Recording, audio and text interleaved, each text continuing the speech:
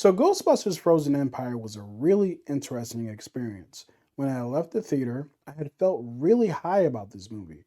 But since then, I have a little bit more reservations about the experience that I had. Now, does that mean I think that it's a bad movie? No, I think that it's still a lot of fun, but there's a lot of issues with this film that honestly I can't get over. Let's start with the synopsis. Paul Rudd, who plays Gary, and the Spengler family of Phoebe and Callie and Trevor all move back to New York into the Ghostbusters headquarters and they start ghostbusting from there. Their family dynamic is one in which they go out and trap ghosts as a unit.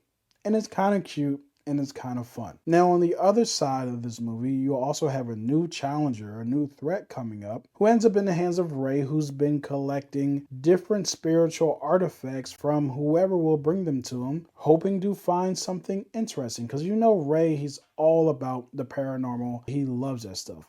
So he gets an orb from Kumail Nanjiani's character, and this particular orb is containing our main villain, our ghost. And they spend most of this film trying to make sure that that ghost doesn't get out. There's a lot of things I like in this movie. The action in this movie is pretty good, especially for a Ghostbusters movie. All the scenes in which they are fighting against ghosts are pretty entertaining. They actually give a lot of the ghosts some pretty cool personality traits. And it seemed like the writer and director had a lot of fun with the way that they use the ghost throughout this film. The chemistry between all the actors is phenomenal. The movie is very funny. Paul Rudd and Kumail Nanjiani deliver a lot of laughs throughout the entirety of the film, and I just felt really engaged and endeared to the family and actually all of the characters. I found them all to be pretty likable, including our old veterans of Winston as well as Ray and Venkman when he does show up, which is honestly not a lot. And I think a lot of people will probably be upset about that because he's pretty much sidelined throughout the entirety of this movie. Winston actually gets a huge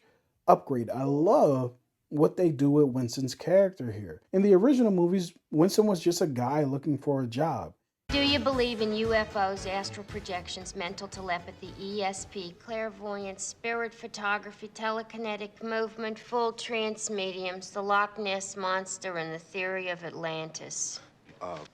If there's a steady paycheck in it, I'll believe anything you say. He didn't really have a lot to add to the crew. As a matter of fact, in the very first Ghostbusters movie, he kind of comes in the latter half and doesn't really have anything scientific to add. He's just there. And then in the second movie, he's more of a part of the crew, but he's still kind of just there. And I've always wished that Winston had a bigger role, a more important role in these movies. And thankfully in Ghostbusters Frozen Empire, he does. He's very important to this film. We also have the return of Podcast and Lucky. They aren't there the entire time, but once they're there, they play a pretty significant role as well. But that kind of leads me to my negatives. There's too many characters in this movie. The movie has a terrible time of trying to balance all the different parts of itself. There's a prophecy, there's something special happening with Kumail Nanjiani's character. There's also the family drama between the Spenglers and Gary. And there's also a side story that kind of weaves itself into a main story with Phoebe forming a relationship with a ghost. There's a lot going on in this movie.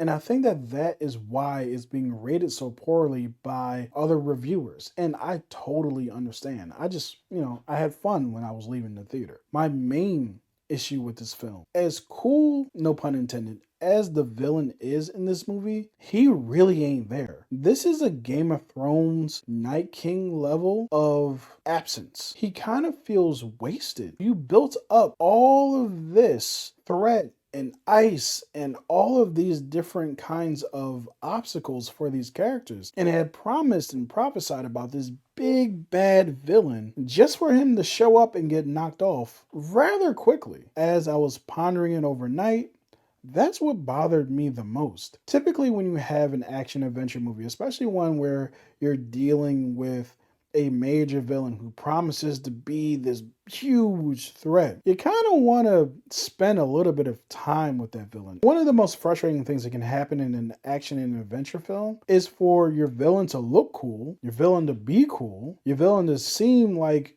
a major threat, only to be knocked off like that. So how many sparks am I going to give this movie? I'm going to give this movie a 3. It's not god awful. There's a lot of fun to be had in this film.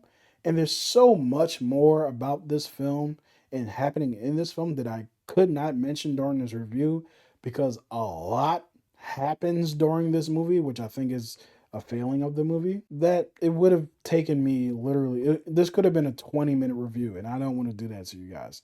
Not for Ghostbusters Frozen Empire. So yeah, those are my thoughts on Ghostbusters.